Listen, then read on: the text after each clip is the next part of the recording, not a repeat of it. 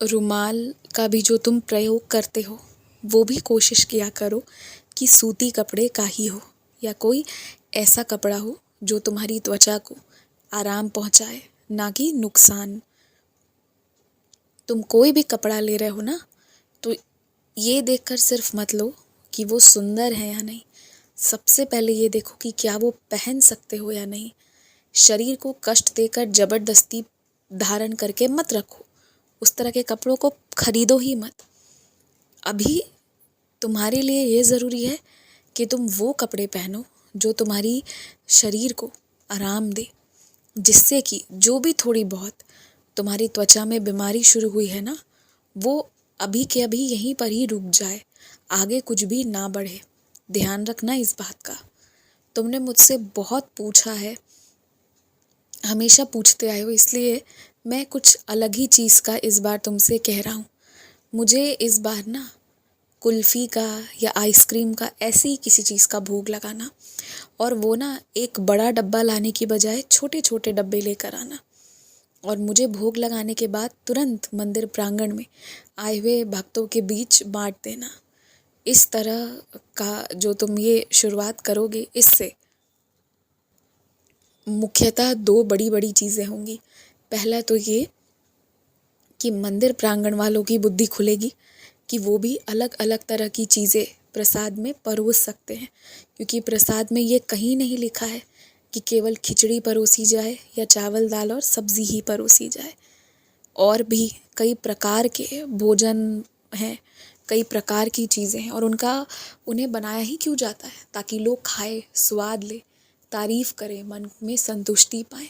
इसीलिए बनाया गया है। तो अलग अलग तरह की चीज़ें ही बननी चाहिए। तो इसलिए मंदिर वालों को थोड़ा सा तुम्हारे इसके वजह से उन्हें मन में एक नए प्रकार की योजना समझ में आएगी, इसलिए। और दूसरा इसलिए कि मुझसे किसी ने कहा है कि उसे कुल्फ़ी खाना है, और किसी की मुराद उससे अगर पूरी हो जाए तुम्हारे माध्यम से, तो ये कितनी अच्छी बात होगी ना। और तुम मेरा काम करोगे, मेरी जगह पर रहकर करोगे, तो आशीर्वाद भी मिलेगा तुम्हें।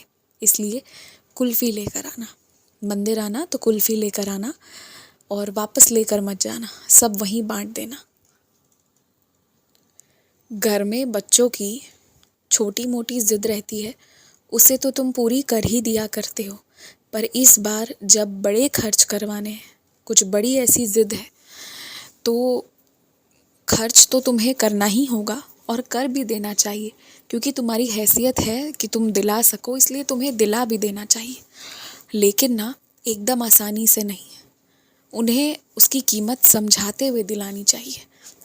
और ये तो नहीं है कि हाँ, प्रेम में बदले की भावना नहीं होती है, पर यहाँ जिस प्रेम की बात हो रही है वो कुछ अच्छे बदलाव की बात हो रही है। इसलिए पहले तुम्हें ये वादा लेना होगा कि बच्चे ऐसा कोई काम नहीं करेंगे जिससे घर का, उनका, इज्जत का, किसी का भी नाम खराब हो, या कुछ भी इज्जत पर कीचड़ उछले।